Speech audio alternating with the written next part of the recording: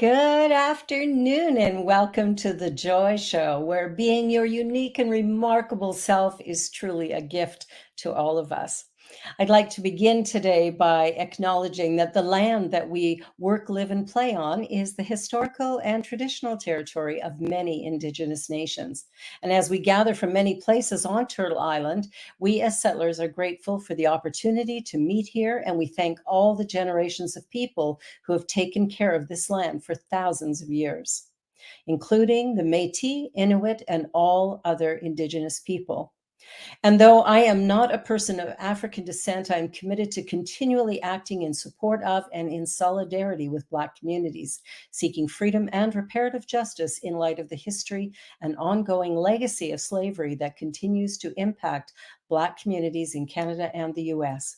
As part of this commitment, I would also like to acknowledge that not all people came to these lands as migrants and settlers. Specifically, I wish to acknowledge those who came here involuntarily, particularly those brought to these lands as a result of the transatlantic slave trade and slavery.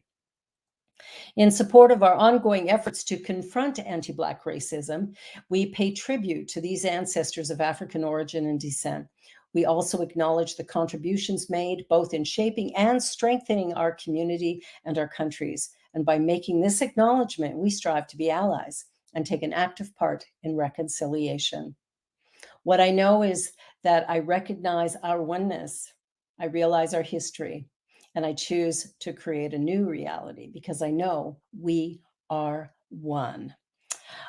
All righty, are you ready, everybody? Today, I'm so excited. We have Alberto and Mony. And Alberto is a spiritual artist, and Mony is a storyteller and pilgrim, award-winning authors of Walking for Peace. And they have got a love story that, I just can't wait to hear it all and to share it with you. They walked and met at the end of the world after they had both walked individually the Camino. Well, welcome, Alberto and Mony. I'm so glad you're here. Thank you for joining me. Hello, Barbara. Why? Is it Mony or Money? It's a pleasure to be here. I'm so glad you're here. I'm so glad you're here. So tell me. Like Monique. Monique. Okay. All right. Well, tell me about this. Tell me about Alberto. Well, thank you first of all.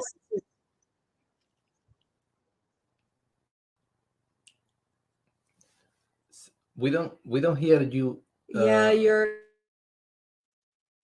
not hearing me. Dear.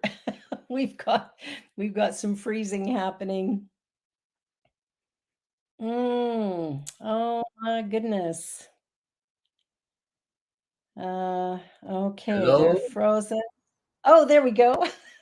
Okay, how we look now? You look marvelous. Okay. Thank you. I knew it. So tell me about your journey, where you met, and how this relationship got started. Well, as you mentioned at the beginning, we met in a town called Finisterre in Spain. It literally means the end of the world. I had quit my job, essentially. I had a corporate career, and I had thrown on a backpack and had embarked on a quest, if you will, to try and understand my life, why I was all of a sudden divorced, why I was alone, why I wasn't happy in my job. I think all of the things that many people perhaps at some point or another begin to ask themselves, especially when you think you've played by the rules and you've done all the things that society asks of you. And so I literally just threw on a backpack. I started traveling by myself, and my journey landed me on the Camino, which I had heard vaguely about. This was back in the year 2001, not quite as popular as it is, today. And I just started to walk, and the journey of walking and putting one step in front of the other became the opportunity to really confront and look at all the fears that I was holding, all of the things in my day-to-day I didn't have time to pay attention to, and to especially begin to develop a relationship with the divine. Back then, I called it the universe, the angels. And perhaps today I would call it other things, but it was that loving presence that I was learning to develop a relationship with and to learn to listen to its voice and to be guided by it. And that was a very big deal for someone who comes from a very, left brain. I have a science degree. I have an MBA, very, very left brain, logical planning, organizing. To leave that aside and say, I'm just going to walk without plans and listen to this voice and inner guidance and follow the signs and that it was leaving before me. It was a very big shift in the way that I was approaching my life. And I know in that, you've walked the Camino. yes. You walk the Camino too? I have not walked it. Oh, I have not, but I do know a few people who have. And that time of alone and the fears that come up, but also the awareness of who I am when all things have been stripped away. Who am I really? So Exactly. good for you. That's a remarkable journey. Okay, continue. No, really that time of walking alone was invaluable because it kind of sowed the seeds and put me into the practice of learning how to listen to not just my logical voice, but to that presence that I knew was walking with me. And it was that presence through a series of coincidences that planted the seed in my mind of making another pilgrimage, going from Rome to Jerusalem on a path that is called the way of the soul, the way of the soul. And so it was, do we have time do you want me to explain a little bit of how it was? Well, I was told that anyone who is on a journey of spiritual awakening needs to walk 3 paths, 3 journeys, go on 3 journeys. The Camino is one journey, and it's called the pilgrimage or the way of the sword. The sword. Oh, the strength. Of courage. It's the place where you battle your fears. It's the place where you face all of your fears and you find the courage and the strength to continue in your life's journey. There's a path that goes from London to Rome called the Way of Love, where you explore the meaning of love in all of its dimensions, not just, romantic love and relationship love, but the greatest love that exists. Yeah. And then there's a path that leads to Jerusalem, a pilgrimage to Jerusalem. And that pilgrimage is called the Way of the Soul. And it's the place where you connect with your highest calling, where you connect with your purpose. And when I heard that this pilgrimage existed, it was, that's what I have to do. I have to go to Jerusalem. It was literally just like that. It was, I'm going to go to Jerusalem. That's my calling. Quickly, I found out that there is no route, there is no Camino, there's no path. It is literally going to be just walking on the side of the road. But I really felt that this was the calling. And in your heart when you've received it and this is it. And by the time I arrived in Finisterre, I said, okay, I'm determined to do this. I'm going to walk alone. But then destiny had other plans. And Alberto showed up, was in Finisterre at the same time. Yep. Yeah. Alberto, you had just completed the Camino. Yeah, I had already, when I met her, I just finished my Camino like she did. It was my second time. I had gone to the Camino before, the year before. Usually the people that do the El Camino, the pilgrimage, they repeat. They usually try to go later again because it's something that enriches you, the experience, and it's a journey. The funny things of this pilgrimage is and we like to talk about this, is an outer journey, it's a journey in the world, but it's pointing you to an inner journey. Then through that outer journey, you are going deeper to know yourself. No, that was something that I already experienced, no, in my first pilgrimage, and in this second Camino, I was living it. Like Mony, I was in my own personal quest. A few years early, I had several experiences that bring me to the acknowledgement of the spiritual journey that for many years I had kept beside. That I didn't think I was not connected to the divine anymore since I was a child.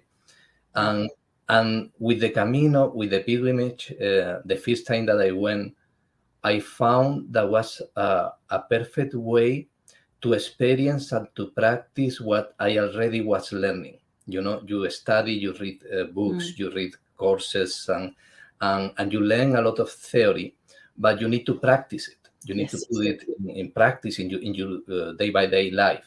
And a pilgrimage like the Camino, or any journey that you do with the same intention, or anything that you do in your life with the same intention to experience the truth, is a perfect way to practice this in the experience, in the day, but especially in a place that you don't know, where you don't have the usual people that you relate every day, that you don't have the same experience, you don't have the routine of every day. Then El Camino was perfect for that, because I meet a lot of new people, a lot of new places, and I had a lot of new experiences that I wouldn't have had in my home, where I come from. Then that was very enriching, and I could feel too very clear how she said, the synchronicities and the presence of the divine, the angels at that time, like her. I call it in different ways, but I knew that was the presence of God that walk with us wherever we are. She is with us. And in these journeys, especially where we surrender to his or to her will, you can feel it even more, because you are totally focused in the journey. Then it's more clear to and more enrichment, like I said before. Then I just finished my second journey that was really amazing in what it offered to me. And there, after to be aware of the message that I received, that was a message over all things, was a message of trust, trust in life, trust in me, in God, trust in yourself, and follow my path that I will go. After receiving that message, I met Mony. I met Mony in the last city, in the end of the world, the last city of this pilgrimage, the end of the world. She was there. But at that moment, I didn't know. I didn't know that I was going to work with her and to do this other journey. But it was a moment I encountered where she told me, and to me and another pilgrims, because she didn't know me, and I didn't know her. I didn't speak English. She didn't speak Spanish at that time. But she told to the people that was there that she was thinking, she had felt the calling to go to Jerusalem, to do this other journey, this other walk for peace to Jerusalem in the way of the soul. And at that moment, I say, wow, brave. This woman is brave, is courageous. Good for her. But I didn't see myself there, because the first thing, I didn't know her at all. But like always happen, these synchronicities, when you open yourself and you say, bring me wherever you want that I go, and I will go. 2 months later, we meet again, just when, how she said before, when she was going to start, when she was going to travel to Rome. In her journey to Rome, she stopped in a city, in a town in Germany, to meet a pilgrim that she knew, that she met in El Camino. And with that pilgrim, I was there too. And we meet again, just when she was going to start the journey. And at that moment, I was asking again to life, to the universe, to God, okay, I am ready. Tell me where you want that I go. And I was feeling that God was telling me, be patient. You are going to know. You are going to know where you need to go. And when she arrived to Bonn.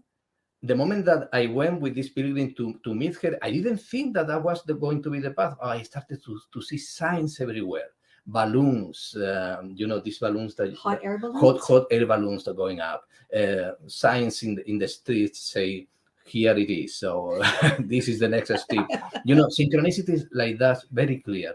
And after, when she offered to me to walk, she offered to me and to another pilgrim to walk with her to Jerusalem. For me was again a new chain, a new very big chain in my life. But the signs were very clear. I asked in meditation to God, this is what you want, and the answer was very clear. Yes, this is not only what I want. This is what you want, but you don't know yet. But this is what you want. And this is how I started, the journey together in some way. Yeah, because really, I was only asking to be polite. Yeah. I wasn't asking, expecting anybody to say yes. If you want to come, it's like, hey, if you want to join us, come. It's like, and my friend, the pilgrim friend, who in the book we name Hannah said, no, I've just come back from a year sabbatical. I can't go on another journey. But Alberto said, Yeah, this is Well, and I didn't say yeah. I was really shocked because yeah. I had said to the universe, I had said to God, if you really want, because I was feeling you are going with this woman to Jerusalem. I don't Yeah. know her. She had not asked to me. If you want that I go, she need to ask me directly. She need to ask me directly that go with her. And in that case, I will think about. I say clear to God that. And the next day, she asked it to the other pilgrim, and after, when she say no, she looked to me. She went, well, but if you want, I would love that you can. If you want to can. And then in that moment, I couldn't deny anymore, because I had asked for a clear sign. I had asked if really wanted to go. And then I needed to think and to stop to think, because I knew that I was going in another big change in my life, because all that I had at that moment in my life needed to be stopped. I was working, I was, I was in a relationship, in many projects, and I needed to leave everything behind again for a journey that I didn't know. I had never go to Jerusalem or so far, a pilgrimage in these characteristics that were so, unknown, because El Camino is easy, because El Camino, you had places to stay every day, you had yellow arrows, it's very organized. But this journey that she was thinking to do, there was nothing organized. You needed to do by yourself, and to look for your accommodations, and to look the route that is not a specific route. It was all very, very wild in some way. Yeah.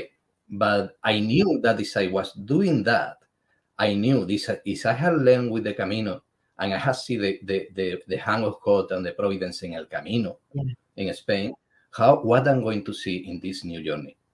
And that is what the Spirit was telling me. Come, because what you want, you are going to find here. This is your next step. Yeah. And that was the reason because I finally accepted, and I say, okay, let's go. Yeah.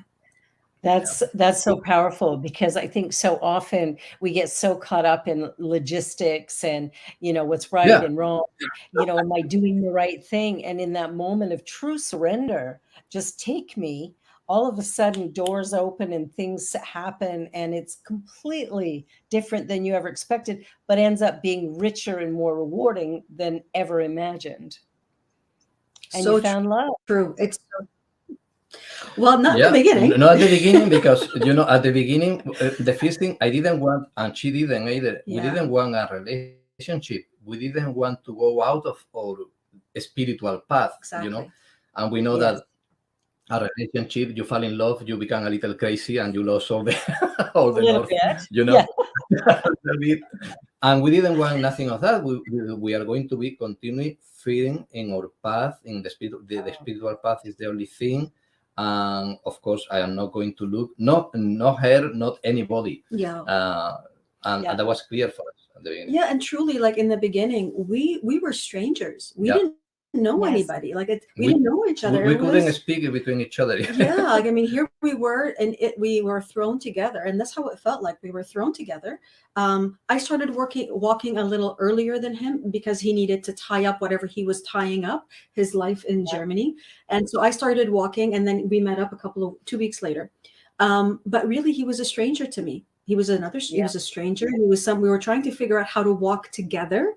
I was trying, I understood, and I felt the same hand of destiny bringing us together, but we really needed to learn about each other. I didn't know him. He didn't know me. We didn't speak each other's languages, as he said. And here we are in Italy, where nobody speaks either English or Spanish. And so we were trying to figure out, how do we manage in Italian? How do we communicate? How do we get to know each other? How do we walk together? How do we stay loyal to what each of us believes and not lose ourselves? So there was no romantic anything in the beginning, which no one believes. The first thing that we learned to say in every language was the word friends. Friends. So we are not a relationship. We are not a couple. We are friends. We are partners. Amici, Fratelli, all the amigos. So really, that was. But we both felt the calling of the divine. This was above all else what brought us together is, and we each had maybe our own way of interpreting what that meant and how to interpret that. And so we were also learning how to do that together, because maybe a sign for me was not interpreted in the same way as a sign for him. And so we had to really find a way to, okay, how do we walk together? It's a learning of how to respect what you feel your calling is, and at the same time do that with another person together. And by the way, that's something that you continue to do here and now. It's not something that just ends when you're on a pilgrimage, but it was a great practice. It was a great way of practicing how to listen to the voice of the divine. And as much as I didn't want to admit it in the beginning, that voice often spoke through him. He would tell me things and I say no, because I want to do it my way. This is my journey, my path. You can imagine that the story had many steps, but at the beginning, she was clear. And for me too, in some way, that it was her idea, it was her journey. She was the one that wanted to arrive to Jerusalem for peace. She had some schedules, and I was somebody that had joined her in her journey. That was the idea at the beginning. And for me, I accepted it. Yeah, of course. Whatever I need to receive, I will receive in this path. But very clear, very soon, was becoming clear and clear that I had something to say too. And I needed to make choices and decisions that couldn't be attached to the ideas that she had about how to do the journey. I needed to be attached to the ideas that I was receiving, that I needed to walk in a certain way. For that reason, in more than one occasion, we almost split. We thought about it because we were fighting and we were, this doesn't make sense. But always we arrive to the conclusion, very clear too. Let's stop a moment. We need to find here agreement. We need to find here, because we are working for peace. How we are going to be working for peace? 10 people that were working for peace, and after each one is going to to break and to go, we need to find a way. Must be another way, no? Like the Course in Miracles say, must be another way to do this, where we are honor our calling, Yeah. And isn't that the journey that we're on? I mean, peace doesn't happen because there is no conflict. Peace happens when we choose peace in the midst of what we don't understand, we're not quite comfortable with. In the midst of chaos, we choose peace.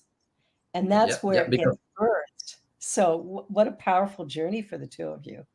That's remarkable. I mean, really, the journey really ultimately became about being willing to own up to the fears that each one of us had, to the expectations that each one of us carries, to the the limited ideas that we have, the shackles that we put on ourselves. And peace cannot come forth in the same way that love cannot come forth until all of those barriers to peace and to love are removed. And those are the fears, and all of those this is the stuff that we were looking at every day. And because we understood that this was a spiritual journey, even though in the beginning I didn't want to say it out loud, this was one of the conflicts between us. Another thing. That was one of the big conflicts. My spirituality, I'll keep to myself. We can talk about it, but we're not going to talk to the media about it. We're not going to talk to anybody else about this unless they ask specifically. So, so the understanding was that, this was an opportunity to truly look at all of the things that are limiting this peace from coming forward into the world. And we both understood that, and we both tried very hard, even though we had our disagreements and whatever, to realize, like, this is my fear, this is my judgment, this is why I'm not able to speak authentically when I would really like to be able to do that. And so that was the journey too. That was the journey of, the removing of the layers, so that peace can come forward. Yeah, and it's so interesting to listen to the story of your journey, because really, I think sometimes when people think about peace, they think, well, it just means that there is no conflict, there is no problem. Somehow I just let it all be perfect. And the truth is that life is messy. And whenever two or more people are brought together, it just accelerates the mess. so that we learn how to be with one another. I mean, we are one, and yet we have this individualized essence that, you know, we're striving for our individuality. We're trying to find our voice in the world. And I think as women, we're even stronger with that, trying to push against the male domination. There would be some resistance there as well, I would think, especially with a man you don't know, all of a sudden telling you what you should or should not be doing, right? Where we're headed. So I love that journey for peace. It's, you know, I think sometimes we forget that it comes with bumps in the road, that we need to navigate and choose peace.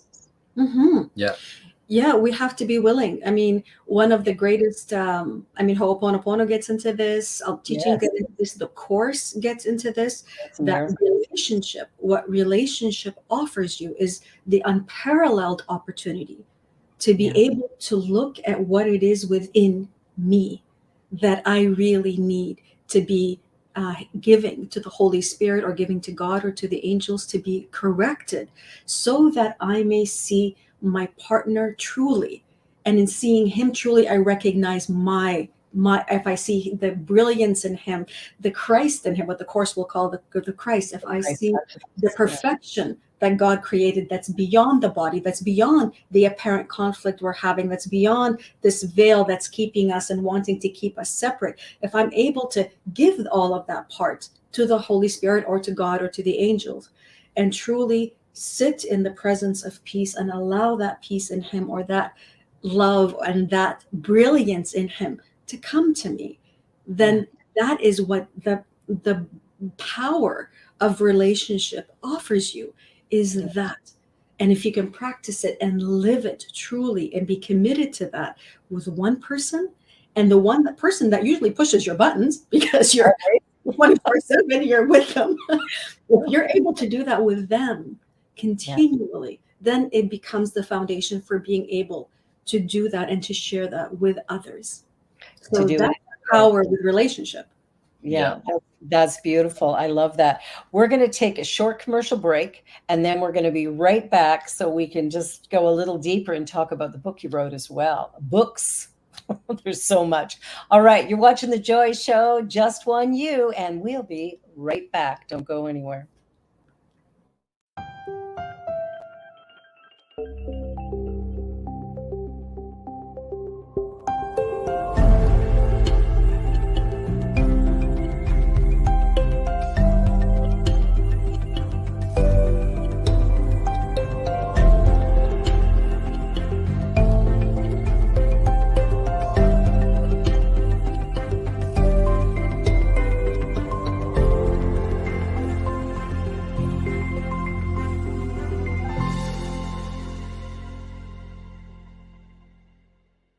Watch me change when you change the way you look at things. The things you look at change when you change the way you look at things. The things you look at change when you change the way you look at things. The things you look at change when you change the way you look at things. The things you look at change.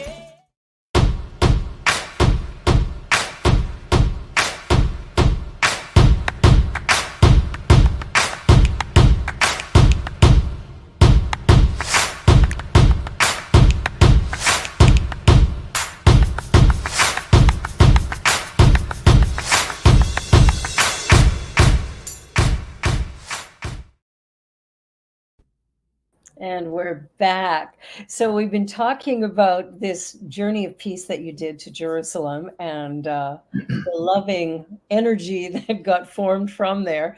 So let's talk a little bit more about how your relationship actually evolved into the marriage that it is today. You know, I would like to say in the advertising that had been now, it was saying when you look, when you change the way you look at things, the thing that you look change. In some way, our relationship, to fall in love with each other, it was something unthinkable. 3 months or 4 months after we started to work was unthinkable, because we were almost going to break in more than one occasion. We were fighting, and we was, I had a lot of judgments about the way that she was doing, especially, what she has said before. She didn't want to talk, to say to show the spiritual side of her journey, especially with the media, with the newspapers when they interview us in the way. And that was one of the main, or the principal conflict that we have, because I wanted to tell my truth. I wanted to say, to be authentic. To be authentic. Exactly. And then I had a lot of judgment about that. And for that reason, never we thought about to be involved romantically, in the journey. But arrived one day that we had a huge fight, and we were in Macedonia, very close to Greece. Yeah. Very close to Greece already. Ohrid. In Ohrid. Yeah. And we had a huge fight that night, because I said, I'm not going to quiet anymore. I'm going to say her the truth. Because it happened something else. There were many things mounting. I can. And that night I went and I say to her, you are that and that. You are not authentic. You say one thing and think another. With me, you are so spiritual, and we pray together and we do meditation. But when we are with the people, all is about peace in the world. Only physical, peace, not war, but nothing inside, not the inner. That is. And I had a lot of judgment about that. But when we had that fight that night, and she could say what she thought too, and she opened herself vulnerable, and I opened myself vulnerable, and I could see and understand what was moving her. It was like a veil came down, because I was not only talking to her to fight or to attack her. I wanted to understand, and because I believed that she could change too, and I wanted to see another part of herself. Then in that way, in that fight, I don't know what happened, but my way of thinking, my way of look at her changed. I was open to that too. If I would have been stubborn, I wouldn't have seen that. But I was open to see that. And then that fight that we had, tremendous fight, that was almost sure that we were going to be apart. For sure. Yeah. When at the end of the conversation, I could see her, I understood. It was clear to me that I had been wrong all the time. She is a good person. She's trying to do the best with what she can. She's only afraid. She's only, but she, at the same time that she's afraid, she's brave. She's here. She had quit everything. And she's looking, maybe not publicly, but she's doing her inner journey with courage and putting all at the risk. And then I could see another version, another interpretation of the same thing. Yeah. And at the next morning, I felt that I had fallen in love with her. I was only from the previous night to the next morning was only a change of perspective, a change of perception that the course will tell you. And I could see in her the light. I could see in her the Christ. I could see in her the spark that was moving all that. And I saw a beautiful spark. Independently of what the actions of the things that could be happening, I could see. And that was when the next morning she saw me. I said, "What happened to you?" Nothing. Do you want I carry your backpack too? It's very heavy to. I carried my backpack. And she was, "What happened to you?" Well, it's interesting how vulnerability is the key. Yes. To cracking down those walls that we build between each other when we get raw and real. And, the fear is gone and the truth sort of shoots out in many ways. But it is like a veil has been lifted. And all of a sudden that wall between the hearts is no longer there, and the connection, that real connection of the Christ consciousness can absolutely occur, but it requires that vulnerability. That's powerful. I love that. Yeah. And was a lot of judgment that they have, because if I would have fixed only in the idea that, she's lying or she's not being honest with, you stay there in the more superficial, it's true. It's true. She's not being honest maybe with some people. But if you go deeper and you look inside, you go beyond the clouds, like the Course says, you go beyond the cloud, and you try to see what really is there. You can see that always there is love. Always Yes. always that is like there. And that is what I saw. And when I saw that, I go, oh, I fall. Oh, And that then was the the beginning. love. That was the beginning, because after came a lot of problems. It was not so easy later of that, Yeah. but that Yeah. was the beginning, the beginning of our romantic relationship that started with me, the spark, and after she. And there was resistance on my part in the beginning. I did not And that's important. want this relationship because, like he said in the beginning, it makes that relationships make you crazy. And the biggest fear I had was that this would divert us off of the path. We were Exactly. here together for a purpose, and that purpose was to do this pilgrimage to Jerusalem. And I did not want to be distracted by that. I did not want a romantic relationship. And in the beginning, I didn't have that feeling for him. I mean, I appreciated him. I cared for him. I saw his goodness from the very first day that I met him. I could Yes. see, which you mean, and his sense of humor. Humor's always great. It was that I could see, but I did not want the romantic entanglement because I did not want to be taken off of a path that had taken me a long time to get to. I had, taken a long time to be able to have that confidence and that courage to walk and to do this, and I didn't want to be distracted. And it was tense in the first couple of weeks of him, trying and me pulling away, and that caused even more arguments and more attention. And what shifted it for me anyways was a moment of tremendous vulnerability, what you mentioned before. We had arrived in Greece. It was the town called Edessa. I had eaten something that didn't sit well, and here I was vomiting. I was vomiting and sitting and vomiting. You were so sick. I was very sick. I was trembling. Night, yeah. I was shaking, and he was there. He was there with me. He held, the hair off my face. He was washing my face. He was cleaning up everything, even though it was in the tub. Like he was cleaning everything, and he was there and looked after me and cared for me. And then, made me brush my teeth, and brought me to bed and put me to bed. And it was that moment of realizing that it's only love that would do something like this. It's love. Right. Only love would do this. And that was when my barrier fell, when my veil, with him fell. And then since then, that's when the relationship began, but it also brought other things, other fears, right? Other things that you have to look at when you enter into this kind of romantic relationship. And this is perfect because we have not talked, we have talked before about the relationship in other interviews and all that, but never we have talked from this perspective so clear that I see now. We are studying the course for a few years now, and we are involved totally every day. We are doing the lessons, we're together, we are working together, and there is a connection about this holy relationship, how a special relationship can change to be holy relationship that connect totally with the story that we are telling here. Our biggest problem or biggest barrier was our fear to lose our inner journey. The more important for us was the journey of the soul. When we arrive to the conclusion, and we talk about that a lot, so we don't need to lose our inner journey. We can strengthen it together. I can support your inner journey. You can support my inner journey, and together we are going to work together.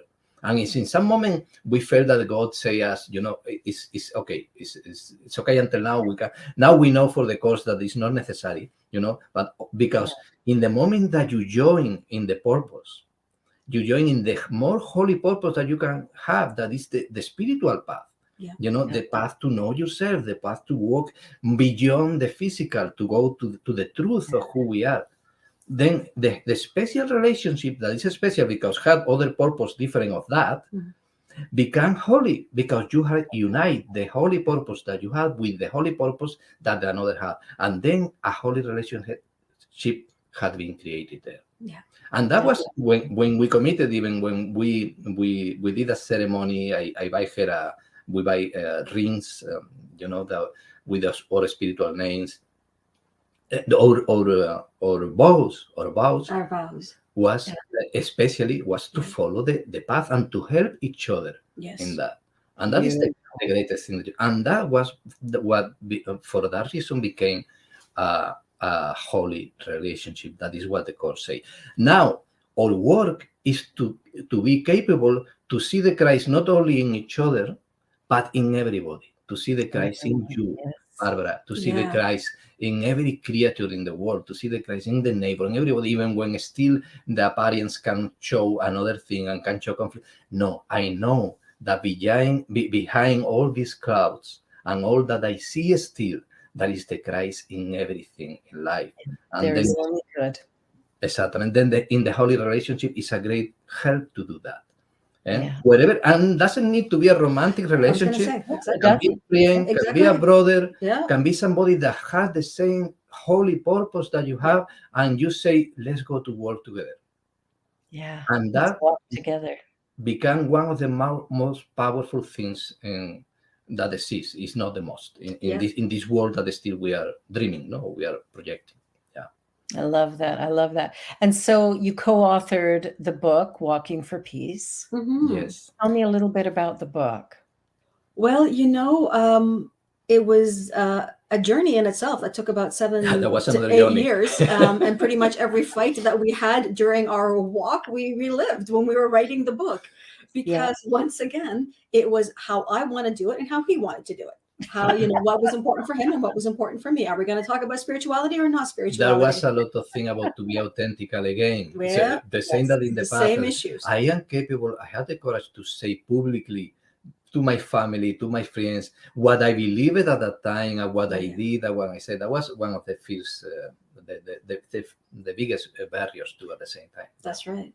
So it took us about 7, 8 years to walk through it. We had to leave it behind more than once because it was threatening the piece of the relationship and the harmony and everything.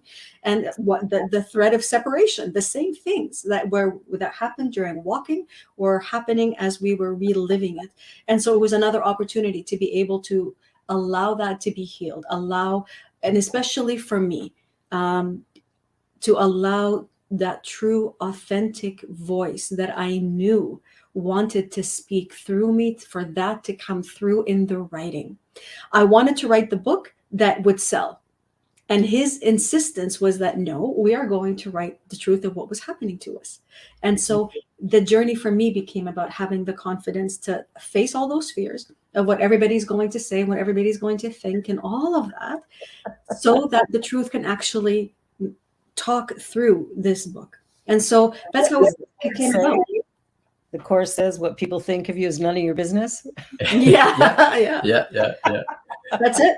That's exactly it. It's in the world that we see still in the dream, what we see are all projections of the ego. Then True. in the moment that you are afraid that somebody is going to think bad or is going to interpret bad or have some you are going to see that because you are projecting that in the world. So until you don't see the Christ or you don't open at least yourself to change the way that you look at things and to try to see the Christ beyond anything and anybody, you are going to be seeing what you want to see. Then it's difficult. It's difficult because everything outside is telling a book like that is not going to sell. Only to a few weirdos that they believe in what to think or whatever. It's right in this way. You write like a march for peace to create peace between Palestinians and Israelis and in the war. You write that is going to be a success for sure. But this is not what happened. What happened was beyond that. It was much higher than that. Then it was, it's not easy because the world is going, and while you still have beliefs that this world of physicality and ego and competition is real, you are going to see proofs, witnesses of that you are believing.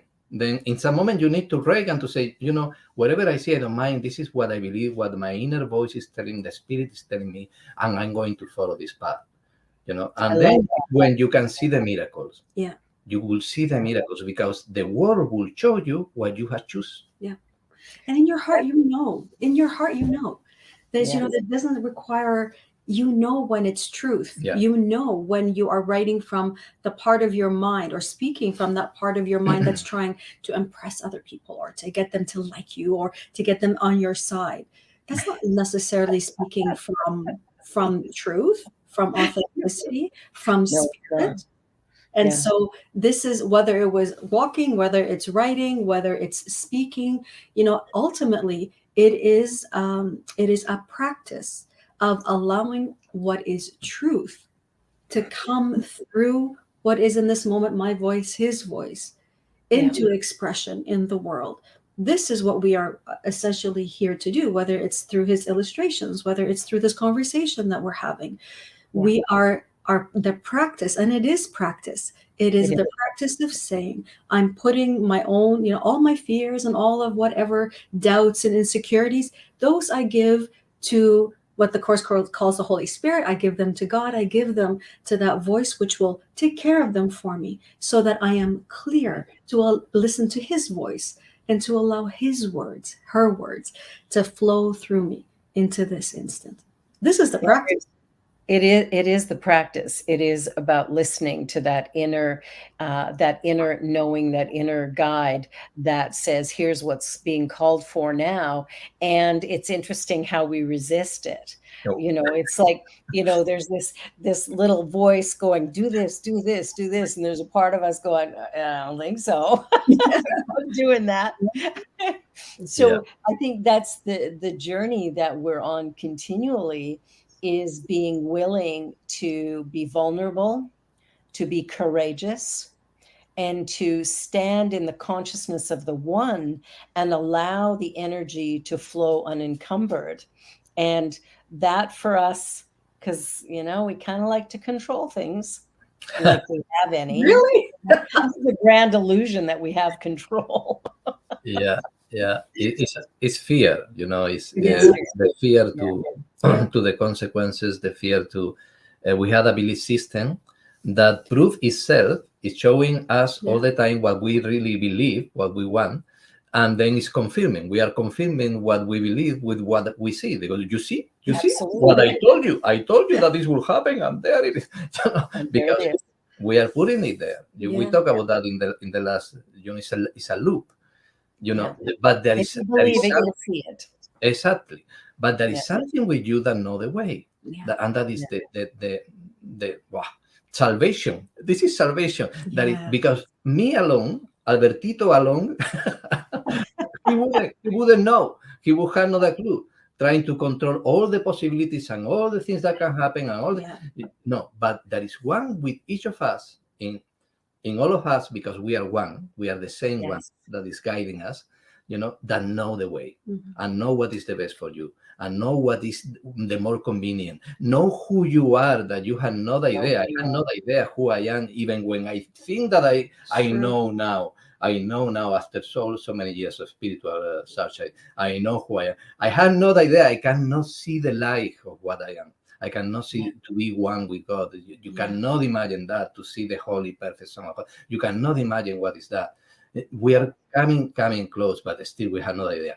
The one that knows, that part of our mind that knows, is with us from the very beginning and is guiding and is ready to show us the way. It's beside us all the time with infinite patience to say, ask, stop, listen, I will tell you what to do. And really it's a work of being trusting more and more in that voice, because we know that that voice is there. But we are afraid to listen. We are afraid to listen sometimes because you don't want that tell you something that you don't want to. True. Something against your plans. Well, come on. Well, and there are always things that we do get told that we go, wait a minute, I don't want to do that. That's the part, that we resist, right? We sit back and go, I don't want to go there. I remember years ago, because I've been married 5 times, right? So I've had lots of practice getting it wrong, but I finally got it right. And it's interesting. I was doing a church service and speaking on Mother's Day and giving this lesson. And the voice in the back of my head says, say you were married 5 times, like say that.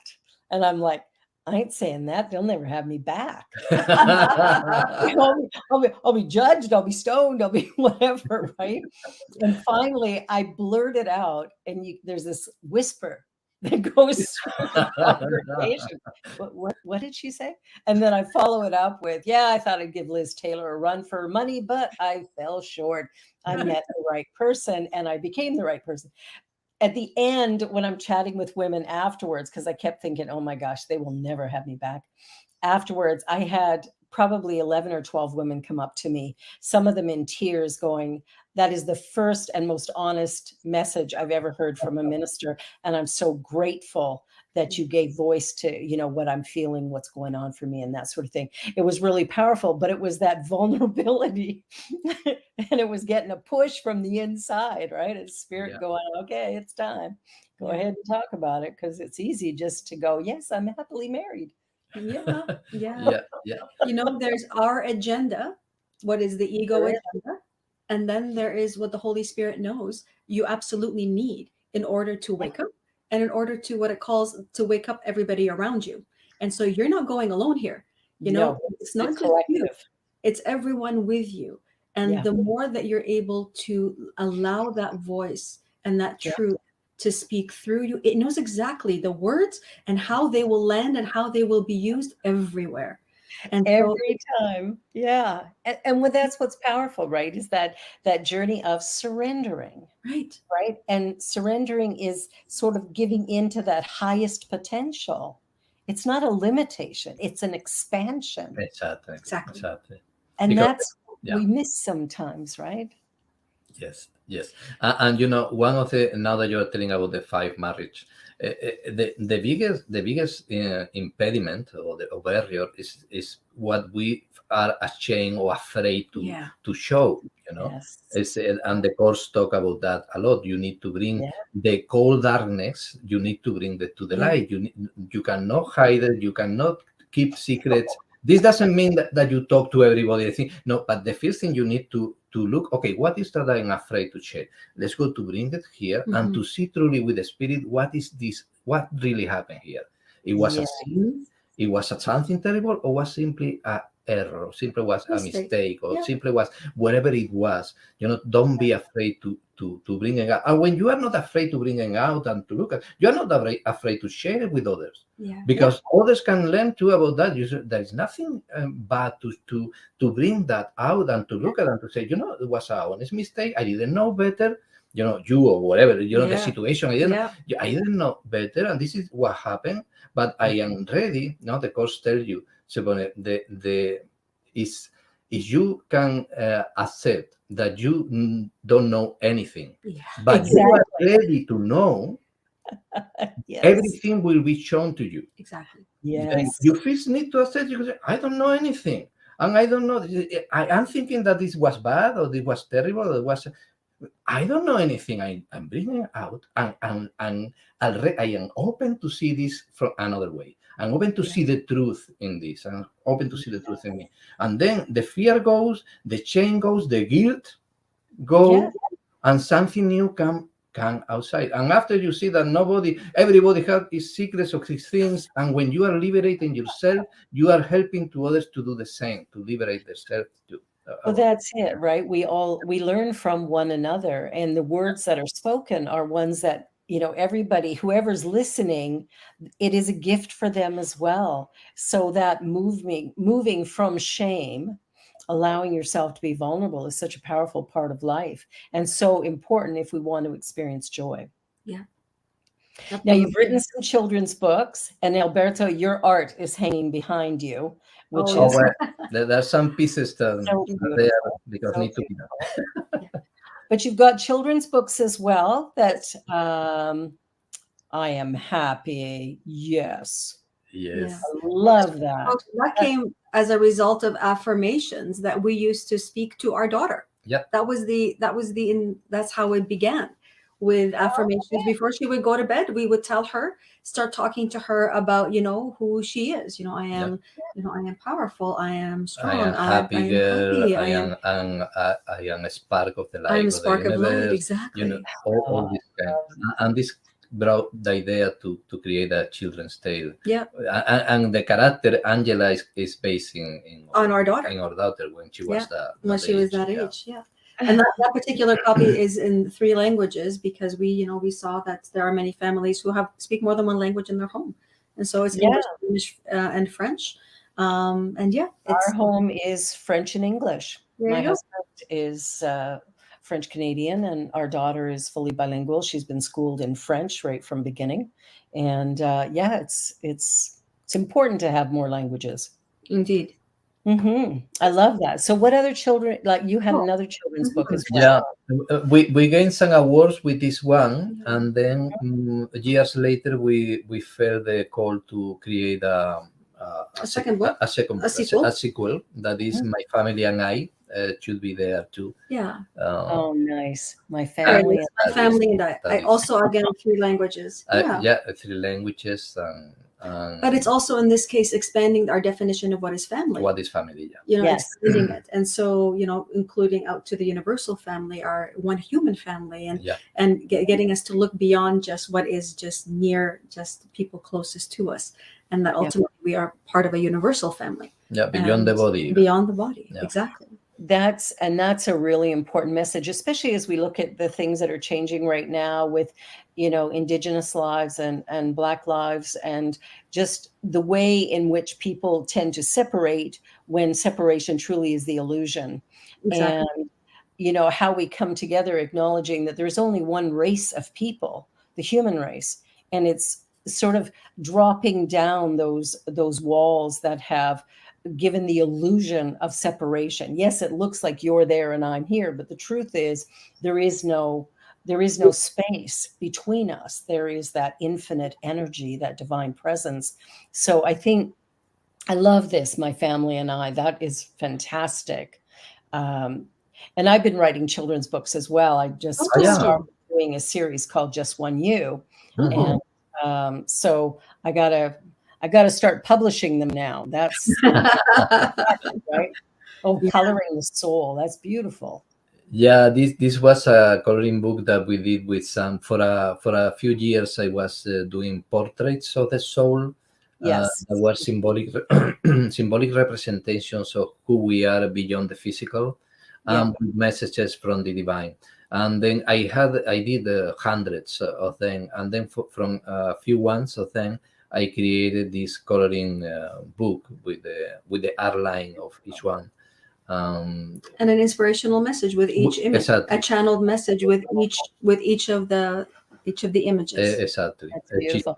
She channeled the message from the image, and I did the illustrations, and that was a beautiful. I had to make another couple of books. I had 2 or 3 more that I can make. With time, maybe I will bring them. Yay. Well, we're coming to the end of our time. I can't believe it. Oh, and Mony, you have this channelings book as well. Yeah, you know what? I know we're short for time. I will say this is when we talk about being vulnerable, and we talk about allowing exposing kind of yourself completely to the world. This is the result of that, because I received channeled messages, and I needed to have the courage to share them. And Walking Alone is for pilgrims. It's for pilgrims who are looking to prepare beyond just the physical journey, the emotional, spiritual, and mental journey that goes with being a pilgrim. Yeah, so, and even when the name is Walking Alone, what is showing is that you're not walking alone. No, that is something. We're never alone. That's the reality. Well, I'm so glad we had this conversation. I'm going to have you back. With pleasure. We have scratched the surface of what it is that you have to share. So I will connect with you, and we will find another time. One final thought. You got about 15 seconds. Ooh. For me, it's what we always say: we never walk alone. We are never alone. That loving presence is with us, in us, around us, in every single instant. It is love. Yes, it is, and that is the purpose too of our life. The real purpose. There is no purpose that go beyond that. Is love, and it's the inner journey. Is to know who we are, and what we are is love. Yeah, exactly. Well, I love both of you, and I'm so grateful. And you. Have a wonderful, wonderful weekend. I love you. I'm going to have you back. And for everybody watching, thank you for being here. This is The Joy Show. We will be back next week with another great show. Thank you for watching, and be sure to subscribe, like, and comment, share, all that good stuff. Bye for now. Bye for now. Bye. On behalf of everyone at New Thought Media Network, thank you for being a member of our virtual family. Your financial contributions help share the New Thought message with people from around the world. Please visit and contribute at www.ntmedia.org/donate. New Thought Media Network. Come be you. And please like, share, and subscribe. Until next time.